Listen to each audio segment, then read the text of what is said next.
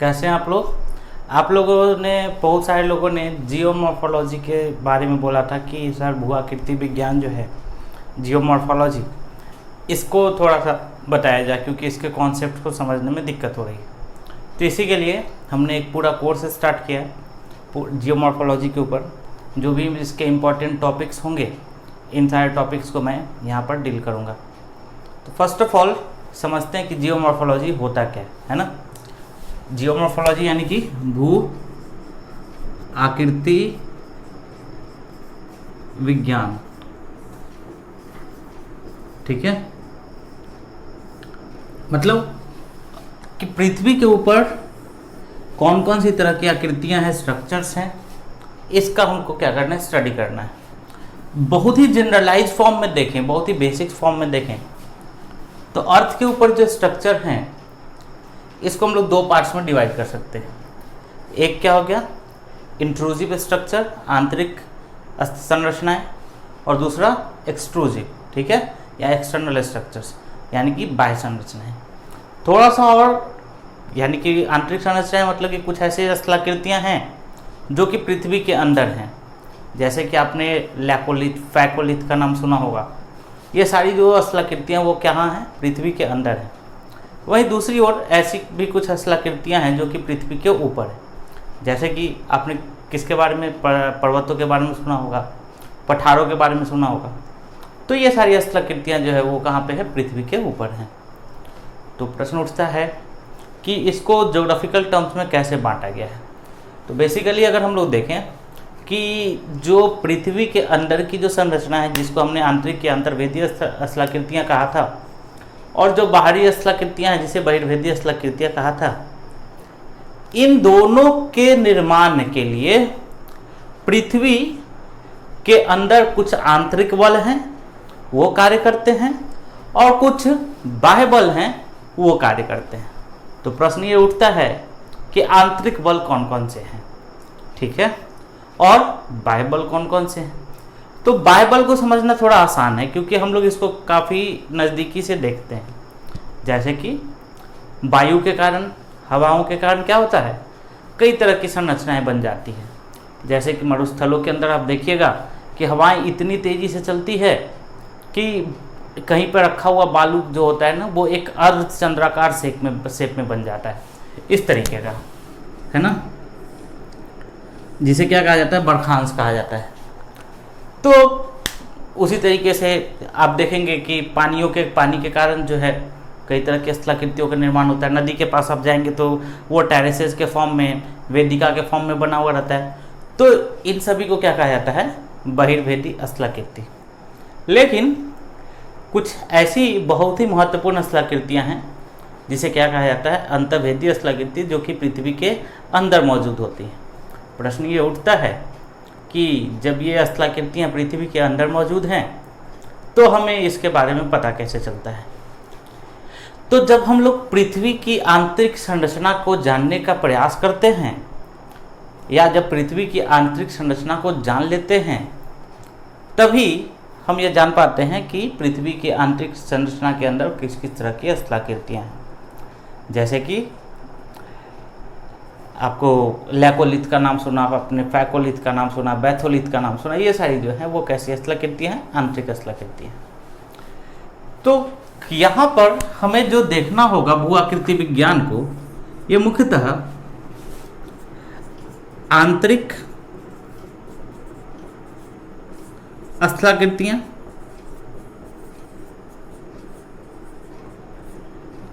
और दूसरी बाह्य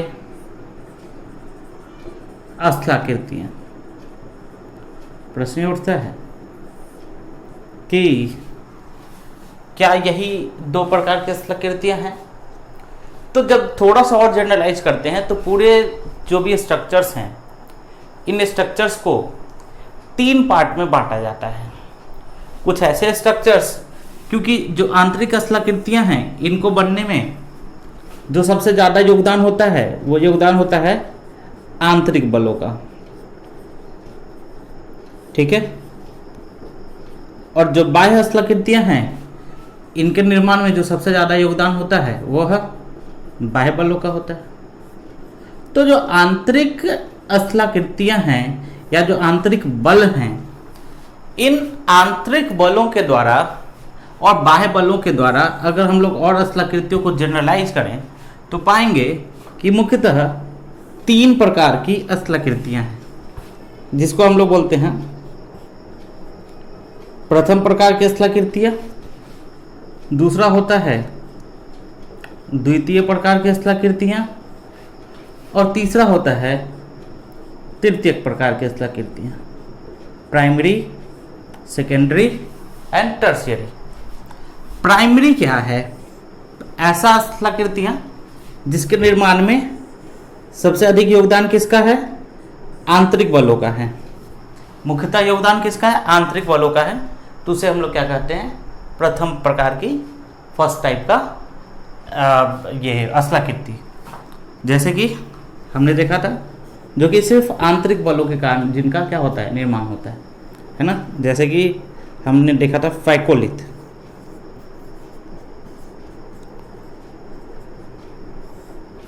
दूसरा हमने क्या देखा? दूसरा जो होता है वो होता है जिसके निर्माण में केवल और केवल जिसके निर्माण में आंतरिक बल और बाह्य बल दोनों कार्य करते हैं, internal forces and external forces. तो जो आंतरिक बल कार्य कर रहे हैं और बाह्य बल कार्य कर रहे हैं, तो इसका अगर हम लोग एग्जाम्पल देखें तो इसका एक बहुत अच्छा एग्जाम्पल है माउंटेन। कैसे? और वो भी कैसा माउंटेन? तो फोल्ड माउंटेन, यानी कि वलित पर्वत। तो ये जो फोल्ड माउंटेन से इसका फॉर्मेशन कैसे होता है? दो प्लेट्स आपस में टकराते हैं, आगे हम लोग पढ़ेंगे। तो 2 प्लेट्स जब आपस में टकराते हैं तो क्या होता है? टकराने के बाद इनका अपलिफ्टमेंट होता है, या एक दूसरे के अंदर धंस जाता है और दूसरे का अपलिफ्टमेंट होता है। तो इस तरीके से माउंटेन का फॉर्मेशन होता है। अब समझिए, जब माउंटेन का फॉर्मेशन हो रहा है तो अर्थ के क्यों प्लेट्स टकरा रहे हैं? क्योंकि अर्थ के अंदर की जो स्थलाकृतियां हैं, अर्थ के अंदर की जो स्ट्रक्चर्स हैं, वो क्या कर रहे हैं? मूव कर रहे हैं, है ना। अर्थ के अंदर कुछ ना कुछ फेनोमेना हो रहा है, कुछ ना कुछ मैकेनिज्म हो रहा है। इसी कारण से दोनों एक दूसरे से क्या कर रहे हैं? कोलाइड कर रहे हैं। समझ रहे हैं आप लोग? अब जब ये माउंटेन का फॉर्मेशन हो गया तो आपने एक अरावली पर्वत का नाम सुना होगा। ये पहले काफ़ी ऊंचाई पर था, लेकिन अब उसकी हाइट क्या हो गई? काफ़ी कम हो गई। क्यों कम हो गई है? क्योंकि जो बाह्य बल थे, उस बाह्य बल ने क्या किया? उसके ऊपर अपर्दन करना शुरू किया। अपर्दन करने से क्या हो गया? उसका जो साइज है, अपर्दन मतलब टूट फूट, उसका साइज क्या होते गया? छोटा होते गया। तो द्वितीय प्रकार की स्थलाकृति के अंदर हम उसको लेते हैं जिसमें केवल और केवल किसका योगदान होता है? तो जिसमें आपको आंतरिक बल और बाह्य बल दोनों का योगदान होता है। तृतीय प्रकार की जो स्थलाकृति होती है, इसमें केवल और केवल क्या होता है? बाह्य बलों का योगदान होता है। और इसका सबसे अच्छा एग्जाम्पल है डेल्टा। अब देखिए, डेल्टा नदी के किनारे बनता है। किसके कारण बनता है? बाह्य बल के कारण, है ना।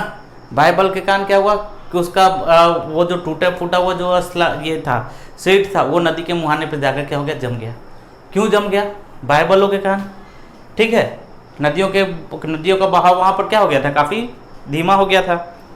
तो इस प्रकार की स्थलाकृति को हम लोग इस प्रकार का जो स्ट्रक्चर होता है, इसको हम लोग क्या बोलते हैं? तृतीय प्रकार की स्थलाकृति। तो अब जब ये आंतरिक और बाह्य 2 प्रकार की स्थलाकृतियां हैं और उसके पीछे के जो कारक हैं वो क्या है? आंतरिक बल और बाह्य बल हैं। तो हमें आंतरिक बलों के बारे में पढ़ना पड़ेगा और बाह्य बलों के बारे में भी पढ़ना पड़ेगा।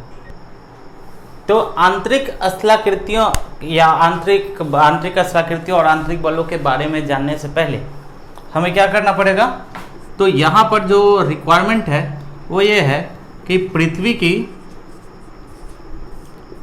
आंतरिक जो संरचना है वह आंतरिक संरचना को समझी जाए। ठीक है, हम लोग अभी चैप्टर को प्रोसीड कर रहे हैं कि कैसे चलना है। तो क्योंकि आंतरिक बल तो तभी समझ में आएगा ना जब पृथ्वी की आंतरिक संरचना समझ में आएगी, है कि नहीं। तो सबसे पहले हमने क्या करना होगा कि पृथ्वी की आंतरिक संरचना को समझना पड़ेगा। पृथ्वी की आंतरिक संरचना को समझने के पश्चात हमें जो डिफरेंट टाइप के इसके लिए कि पृथ्वी की आंतरिक संरचना को जानने के बाद जो इसके संदर्भ में विभिन्न प्रकार के जो ये बने हैं, विभिन्न प्रकार के जो लॉज हैं, जैसे कि सी थ्योरीज हैं, जैसे कि आपने सुना होगा सी फ्लोर स्प्रेडिंग थ्योरी, सागरीय अधस्थल विस्तार सिद्धांत, है ना, महाद्वीपीय विस्थापन सिद्धांत, यानी कि continental drift theory, plate tectonic theory, इन सभी थ्योरीज के बारे में पढ़ना पड़ेगा। तो अभी हम लोग देखने की करना क्या है, सबसे पहले पृथ्वी की आंतरिक संरचना, और पृथ्वी की आंतरिक संरचना के बाद आंतरिक संरचना को समझ के बाद हमें क्या पढ़ना होगा कि विभिन्न प्रकार की थ्योरीज, ठीक है, या विभिन्न सिद्धांत, है ना, समझ रहे हैं। और जब आप विभिन्न सिद्धांत को जान लेंगे, पृथ्वी की आंतरिक संरचना को समझ जाएंगे, तो उसके बाद हम लोग को क्या करना पड़ेगा, जब विभिन्न संरचना और विभिन्न सिद्धांत को जब हम लोग पढ़ लेंगे, तब हम लोग देखेंगे कि इन सिद्धांतों और संरचना को कंबाइन करके तब हम लोग कहाँ पर पहुँचेंगे कि इसकी जो स्थलाकृतियाँ हैं वो स्थलाकृतियाँ कौन कौन सी हैं। उसी तरीके से बाह्य स्थलाकृतियों पे आते हैं। तो हमने जाना है कि बाह्य स्थलाकृतियों के जो कारक हैं वो मुख्यतः क्या है, जल और वायु, समझ रहे हैं ना। तो जल और वायु के कारण कौन कौन से वर्क होते हैं, जैसे कि अपरदन होता है ना, निक्षेपण होता है,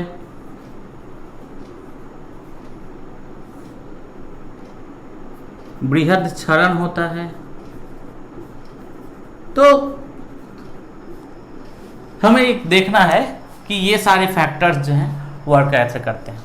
तो आज जो हम लोग स्टार्ट करेंगे, तो ये अभी था ये चैप्टर का ओवरव्यू। तो आज जो हम लोग स्टार्ट करेंगे वो स्टार्ट करेंगे कि आंतरिक स्थलाकृतियाँ जो हैं इसके बारे में, आंतरिक बलों के बारे में, ये सारा सिद्धांत के बारे में हम लोग आज पढ़ेंगे, ठीक है। तो स्टार्ट करते हैं।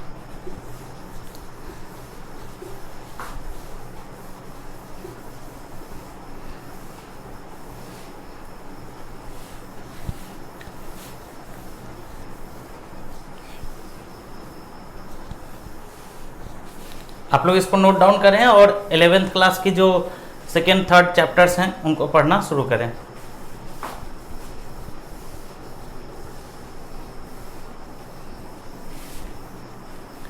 ठीक है, समझते हैं थोड़ा। अब क्या हुआ कि पृथ्वी की जो आंतरिक संरचना है उसके बारे में थोड़ा सा पढ़ना शुरू करते हैं।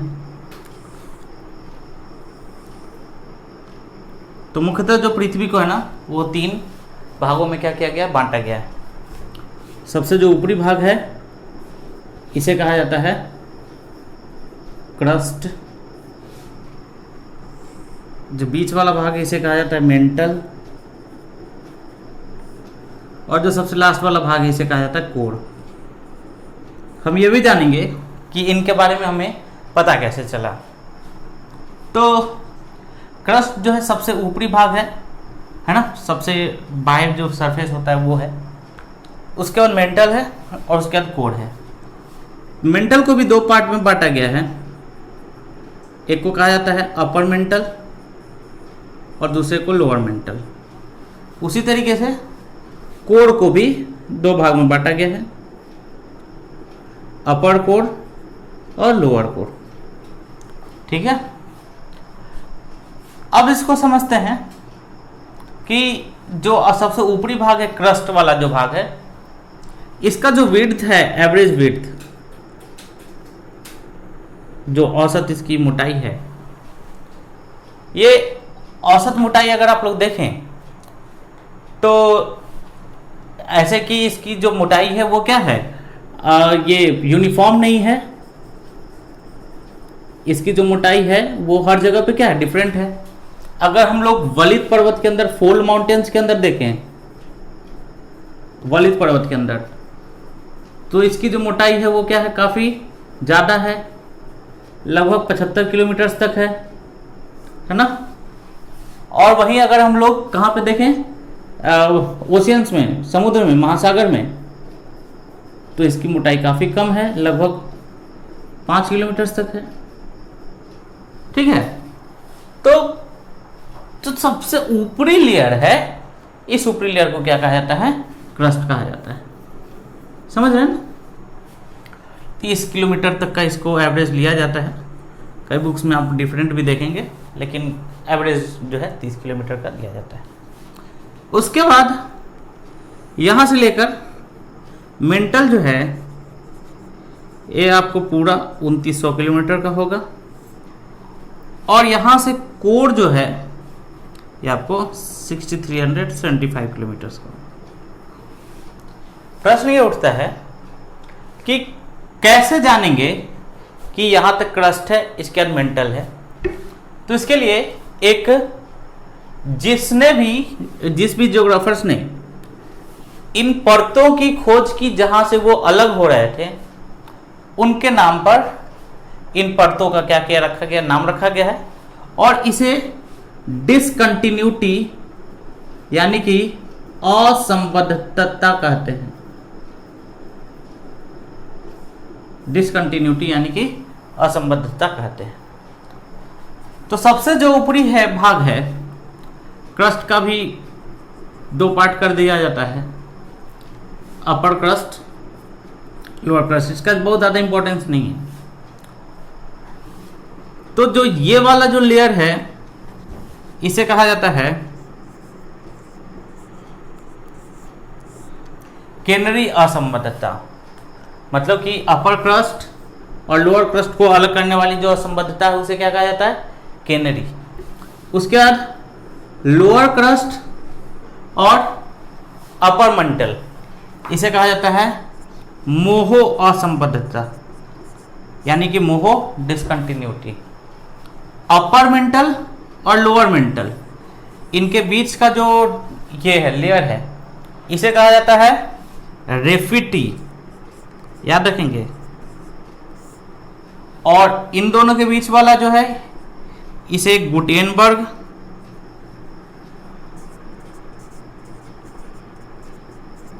और इन्हें जो है लेहमैन कहा जाता है।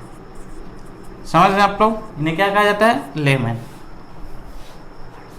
अब समझिएगा क्या क्या इंपॉर्टेंट फीचर्स हैं कि क्रस्ट जो है ना ये आपको सॉलिड फेज में मिलेगा, लेकिन अपर मेंटल का जो पार्ट है ये आपको विस्कस फेज में मिलेगा। चिपचिपा होता है ना, चिपचिपा, उस विस्कस फेज में। काफी इंपॉर्टेंट ये नॉलेज था कि ये विस्कस पार्ट में मिलता है, विस्कस फेज में मिलता है। क्वेश्चन ये उठता है कि क्यों विस्कस, ये विस्कस क्यों मिलता है?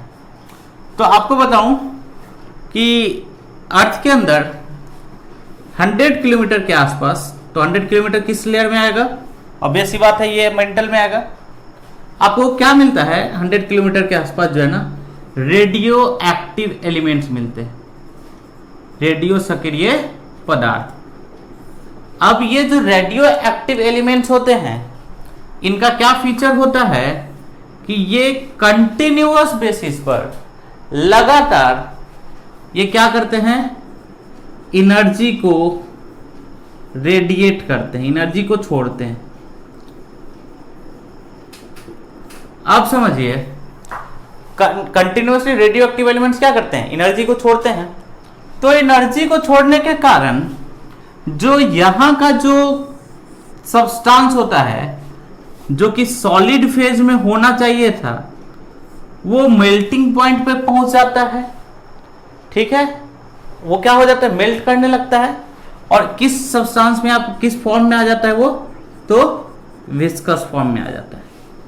तो जानिए कि जो सबसे ऊपरी पार्ट है वो सॉलिड फेज में है, और ये जो पार्ट है वो किस फेज में है? विस्कस फेज में है ना। उसके नीचे जो लोअर मेंटल है ये अगेन सॉलिड है, ठोस है।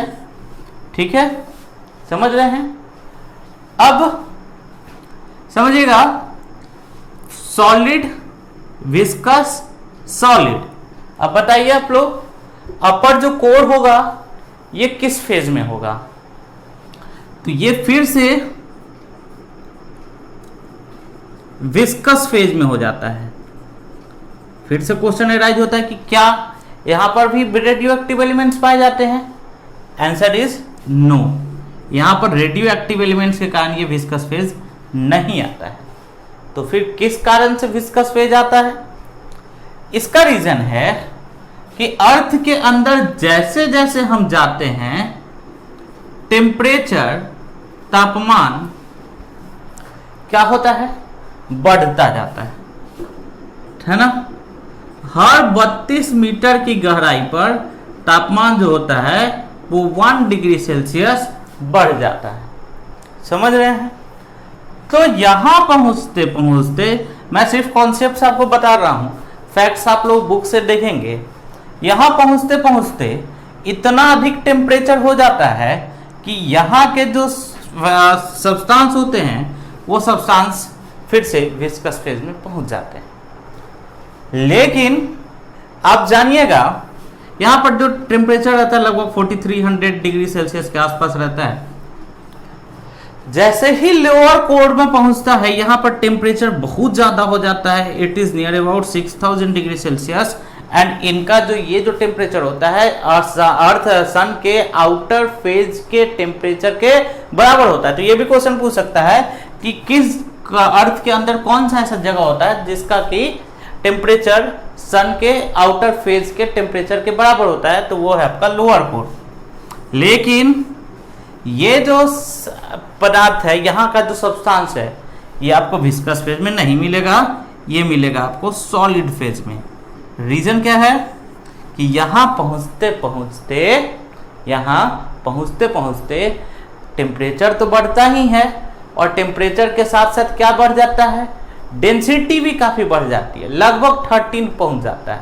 और जब डेंसिटी काफी पहुंच जाती है तो वो जो विस्कस सब्सटेंस है, वो विस्कस सब्सटेंस भी सॉलिड के रूप में बिहेव करने लगता है। और यही कारण है कि लोअर कोर के अंदर जो टेम्परेचर होता है, वो टेम्परेचर क्या होता है?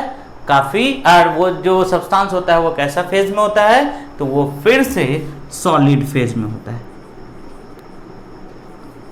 ठीक है, अब समझिए, ये तो हमने अर्थ का इंटरनल स्ट्रक्चर देखा। तो क्या अर्थ के इस स्ट्रक्चर के बारे में लोग अंदर तक जाकर देखे हैं? आपको जानकर बड़ा ही आश्चर्य होगा कि यद्यपि पृथ्वी का जो रेडियस है वो लगभग 6400 किलोमीटर के आसपास है, लेकिन जो मैक्सिमम ड्रिलिंग हुई है वो पृथ्वी के अंदर वो हुई है लगभग 12 किलोमीटर की। वो भी कहाँ पे? कोला पेनिनसुला में। तो आप लोग जाइए, सर्च कीजिएगा, रशिया के पास कोला पेनिनसुला कहाँ पे है और क्यों फेमस है। एटलस में जरूर सर्च कीजिएगा और बताइएगा कमेंट सेक्शन में कि कोला पेनिनसुला क्या है। तो जैसे ही ये पहुंचते हैं, जो मैक्सिमम ड्रिलिंग हुआ है अर्थ में वो कितना हुआ है? 12 किलोमीटर। और अर्थ के इंटरनल स्ट्रक्चर के लगभग 6400 किलोमीटर के बारे में जानकारी प्राप्त। प्रश्न उठता है कैसे? और ये एक शोध का विषय था। तो इसको जानने के लिए हमें कुछ और चीजें जाननी पड़ेगी। वो है आपको जो सेस्मिक वेव्स होते हैं, जो भूकंपीय तरंग होती हैं, इन भूकंपीय तरंगों के आधार पे ही इसके आंतरिक संरचना के बारे में जाना गया। तो अगर आपसे पूछा जाएगा कि क्या पृथ्वी की जो आंतरिक संरचना के बारे में हमें पता है, इसका स्रोत क्या प्रत्यक्ष है या अप्रत्यक्ष है? तो प्रत्यक्ष स्रोत भी है, लेकिन प्रत्यक्ष स्रोत से केवल कुछ बाहरी संरचनाओं के बारे में ही जानकारी प्राप्त है, आंतरिक संरचनाओं के बारे में नहीं। तो आंतरिक संरचनाओं के बारे में जो जानकारी प्राप्त हुई है वो कैसे? भूकंपीय तरंगों से। तो जो भूकंपीय तरंगे हैं, अभी डिटेल में नहीं जा रहा हूं मैं, भूकंप को अलग से पढ़ेंगे। भूकंपीय तरंगों के बारे में थोड़ा सा जानते हैं। जो भूकंपीय तरंग होती हैं, इनमें मुख्यतः दो प्रकार की तरंगों की मैं आज चर्चा कर रहा हूं, एक को बोला जाता है पी वेव्स और एक को कहा जाता है एस वेव्स। पी वेव्स यानी कि प्राथमिक तरंगे और एस वेव्स मतलब कि द्वितीयक या सेकेंडरी वेव्स। ये जो पी वेव्स होते हैं इनकी क्या खासियत है कि they travel around solid, liquid and viscous, यानी solid, liquid and gaseous phases. ये तीनों माध्यमों से चलते हैं, ठोस, द्रव और गैस। वहीं जो एस वेव्स होते हैं, इन एस वेव्स की क्या खासियत है कि ये सिर्फ और सिर्फ सॉलिड सब्सटेंसेज से होकर, सिर्फ और सिर्फ ठोस पदार्थों से होकर ही चल सकते हैं, लिक्विड और गैसियस फेजेज से होकर नहीं। बात समझ रहे हैं आप लोग? तो जो एस वेव्स हैं वो सिर्फ और सिर्फ सॉलिड से होकर चलते हैं। तो जब भूकंपीय तरंगे आती हैं, आप जानते होंगे कि जो भूकंपीय तरंगे होती है वो इसी फेज में आती है, मेंटल में।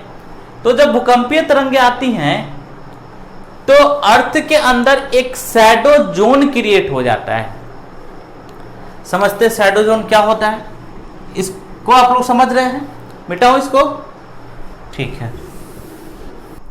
तो मैं जो भूकंपीय तरंगों की चर्चा कर रहा था वो था कौन सा? पी और एस वेव्स। होता क्या है कि जो पी तरंगे हैं, ये पी तरंगे जहां पर भूकंप का उद्गम केंद्र होता है, जहां से इनका क्या होता है, ओरिजिन होता है भूकंप का, उस उद्गम केंद्र से, अभी हम लोग भूकंप एक अलग टॉपिक में पढ़ेंगे फिर से, लेकिन मैं आपको अर्थ के इंटरनल स्ट्रक्चर के बारे में बताता हूं। उस उद्गम केंद्र से 105 डिग्री तक, ठीक है, ये क्या हो गया, ये उद्गम केंद्र हो गया, तो ये आपको क्या होगा, टोटल 180 डिग्री हो गया। तो ये वाला ये 90 डिग्री हो गया, 90 डिग्री से थोड़ा सा आगे ये 105 डिग्री। इस भूकंप के उद्गम केंद्र से 105 डिग्री तक, है ना, आपको पी तरंगे भी मिलेंगी और एस तरंगे भी मिलेंगी। समझ रहे हैं? फिर 145 डिग्री तक ना तो पी तरंगे मिलेंगी ना ही एस तरंगे मिलेंगी, और 145 डिग्री से 180 डिग्री तक आपको पी तरंगे सिर्फ मिलेंगी, एस तरंगे नहीं मिलेंगी। ठीक है, ये बहुत बड़ा एक क्या था, रिजल्ट था, क्योंकि पी जो है वो आपको सॉलिड, लिक्विड और गैसेस तीनों से होकर चलता है, और एस जो है वो सिर्फ और सिर्फ सॉलिड से होकर चलता है। और इस तरंगे आपको कहां के बाद नहीं दिख रहा है, 105 डिग्री का देखिए नहीं दिख रहा, यहां भी नहीं, यहां भी नहीं। इसका मतलब कि अर्थ के अंदर कहीं ना कहीं क्या है, या तो लिक्विड फेज है या फिर गैसियस फेज है ना। और अर्थ तो सैलो है नहीं, तो ऑब्वियस सी बात है कि अर्थ के अंदर क्या है, लिक्विड सब्सटेंस है। तो पहला जो रिजल्ट था, रिजल्ट नंबर 1, वो क्या ये प्रदान करता है कि अर्थ के अंदर कहीं ना कहीं क्या है, विस्कस सब्सटेंसेस, यानी कि जो चिपचिपा पदार्थ हैं वो है, विस्कस फेज जो है वो अवेलेबल है। बात समझ रहे हैं? दूसरी बात समझते हैं। तो दूसरा जो ये था, ये तो था कि पी तरंगे तो सॉलिड, लिक्विड, गैसेस तीनों से होकर चल सकती हैं। तो फिर क्यों ये 105 डिग्री से 145 डिग्री तक नहीं दिखी? तो जब ज्योग्राफर्स ने इसके बारे में सोचा तो रिजल्ट आया ड्यू टू किसके कारण, रिफ्रैक्शन के कारण। रिफ्रैक्शन क्या होता है, अपवर्तन। अपवर्तन क्या होता है, आपने पढ़ा होगा कक्षा 8 में। अपवर्तन क्या होता है, जब पदार्थ एक माध्यम से दूसरे माध्यम में प्रवेश करता है, एक मीडियम से दूसरे मीडियम में जाता है, तो उसका जो पाथ होता है वो क्या होता है, डिफ्लेक्ट कर जाता है। इधर वो कहां पर, जो परपेंडिकुलर है उसकी ओर मुड़ जाता है, या फिर वो उससे दूर चला जाता है अकॉर्डिंग टू वो किस मीडियम से चला है और किस मीडियम में पहुंचा है। वो सघन से चला है, रेयरर से चल के डेंसर में गया है, या फिर डेंसर से चल के रेयरर में गया है। तो क्या हुआ कि अर्थ के अंदर सॉलिड से जब लिक्विड में जब ये गया वेव्स, ऐसा ये आपको पी वेव्स, तो क्या हुआ, फेज का चेंज आया। फेज का चेंज आया तो क्या हुआ, एक मीडियम से दूसरे मीडियम में गया, और जब एक मीडियम से दूसरे मीडियम में गया तो वो अपने पाथ से डिफ्लेक्ट हो गया। और यही कारण है कि 105 डिग्री से लेकर 145 डिग्री तक कोई भी तरंगे नहीं मिलती है। रिजल्ट क्या निकल रहा है, रिजल्ट ये निकल रहा है कि अर्थ के अंदर क्या है, विस्कस फेज प्रेजेंट है। और यही विस्कस फेज जो है ना, यही विस्कस फेज अर्थ के इंटरनल स्ट्रक्चर के अंदर डिफरेंट टाइप के जो स्ट्रक्चर्स बने हैं, अर्थ की पृथ्वी के अंदर जो विभिन्न प्रकार की स्थलाकृतियों का निर्माण हुआ है, इन स्थलाकृतियों के निर्माण के लिए रिस्पॉन्सिबल है।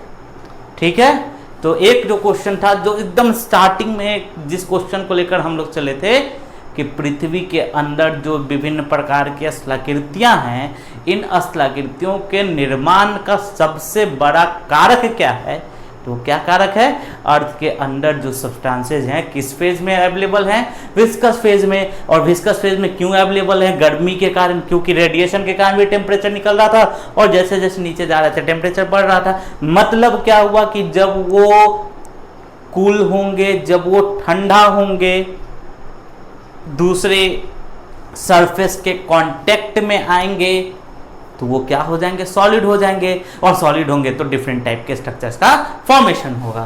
तो क्या हुआ, ये जो सबसे बड़ा जो फैक्टर था, जो क्वेश्चन था कि पृथ्वी के अंदर क्यों स्थलाकृतियों का निर्माण हो रहा है विभिन्न प्रकार की, तो उसके पीछे का रीजन क्या था कि अर्थ के अंदर विस्कस फेज का प्रेजेंट होना। ठीक है, तो फर्स्ट लेक्चर में आपको मैंने बेसिक बातें बताई हैं। नेक्स्ट लेक्चर में इसके आगे डिफरेंट टाइप के जो थ्योरीज हैं उनको देखेंगे, और थ्योरी से रिलेटेड होने के बाद फिर हम लोग उसके बाद जो स्ट्रक्चर्स हैं उनको देखेंगे। Thank you.